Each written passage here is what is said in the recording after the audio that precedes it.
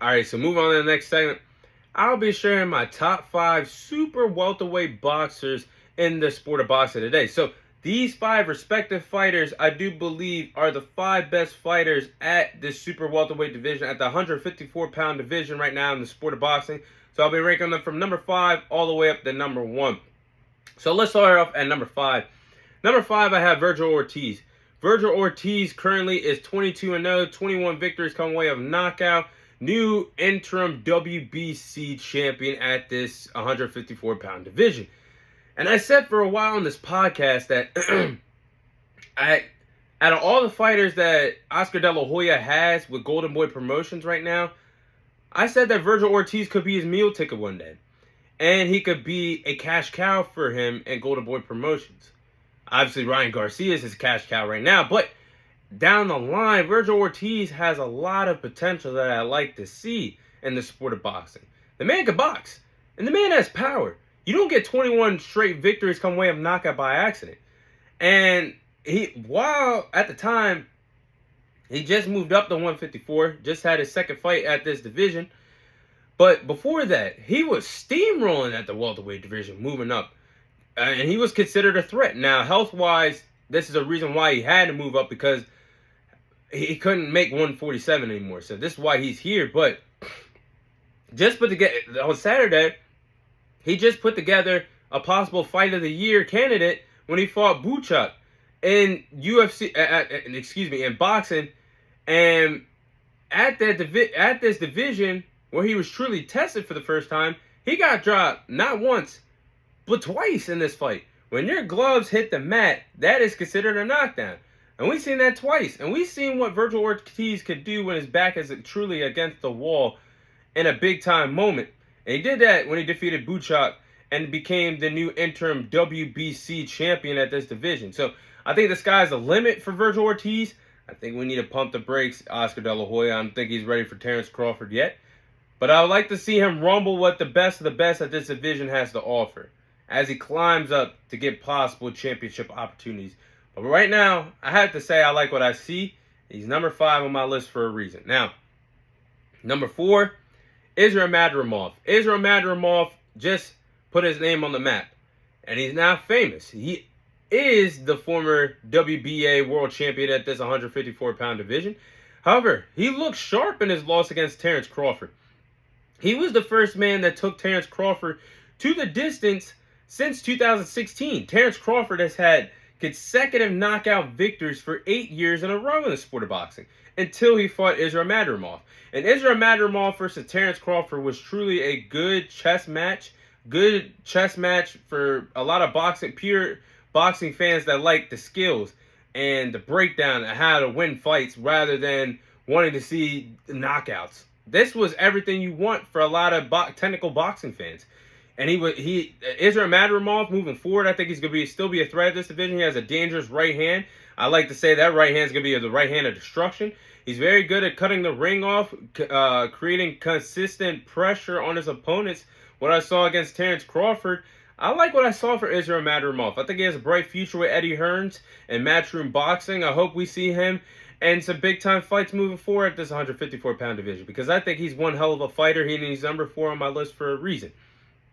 Now, number 3 is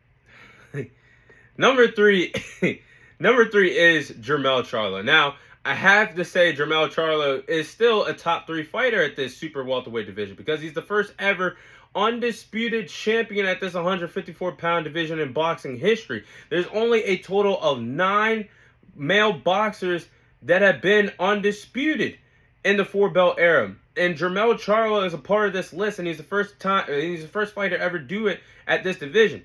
Now, Jermell Charlo, what you did was filthy, it was wrong, it was disgusting, it was musty.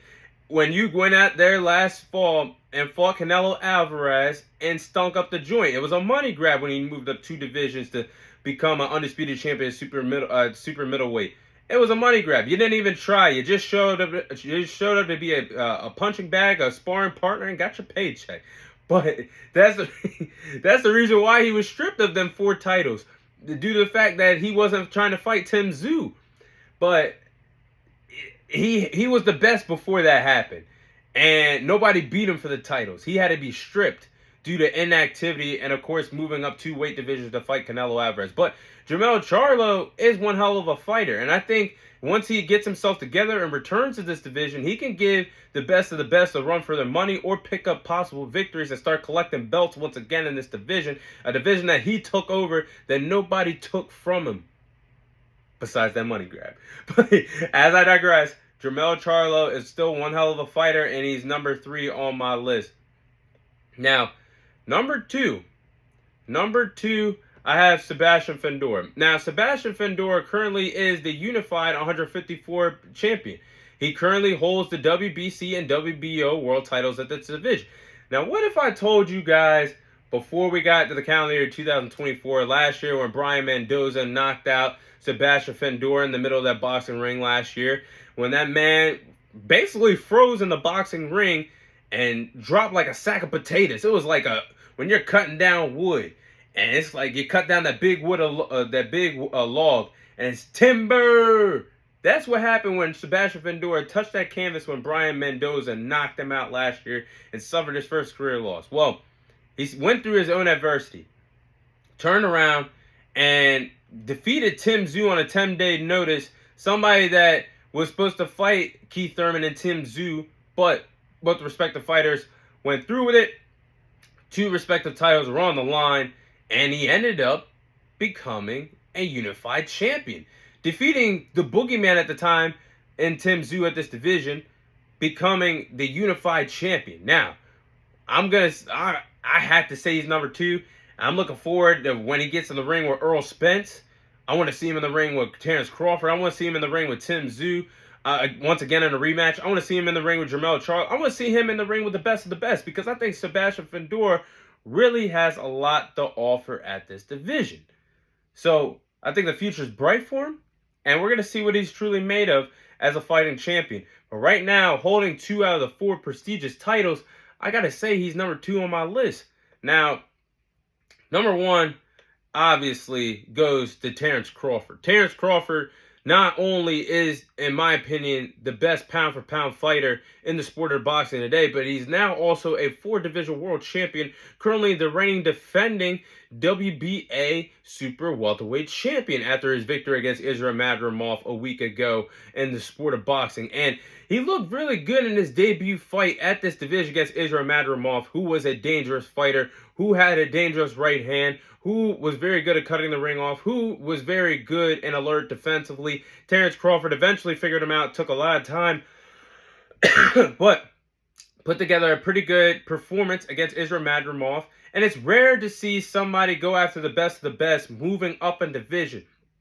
Terrence Crawford wanted all the smoke. He originally wanted Sebastian Fundora, but he took the Earl Spence route. So he went up with the best champion available, which was Israel Madrimov, and put together one hell of a fight. So I have to say, Terrence Crawford, what he showed me has to be the number 1 guy right now in the super welterweight division. I want to see him in the ring against the likes of Earl Spence, Jermell Charlo. I want to see him in the ring against Sebastian Fundora, Tim Tszyu.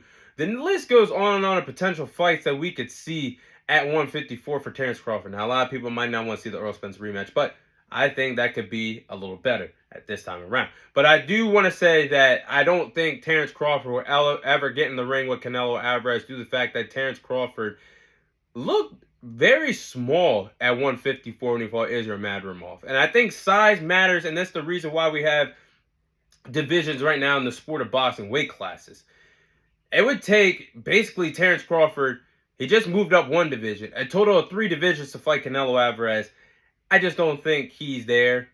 And I think even though it sounds good on paper, it would be a mismatch due to the fact of size matters. And Canelo displays a lot of power at that division. I mean, don't get me wrong, it could be competitive, but after what I saw in his debut against Israel Madrimov, I just feel like Terrence Crawford, it's best for him to possibly become undisputed 3 times, end this division at 154 and then hang it up. But I just don't see him ever fighting Canelo Alvarez at 168. But all due respect to all the other respective fighters, honorable mentions, of course, is Earl Spence, who will be making his debut at this division. Tim Tszyu, several others that this 154 division has to offer. Heck, it could be the division to watch very soon in the sport of boxing. It could be the best for the end of 2024, early 2025. Time will tell, but those are my top 5 fighters at this super welterweight division right now in the sport of boxing.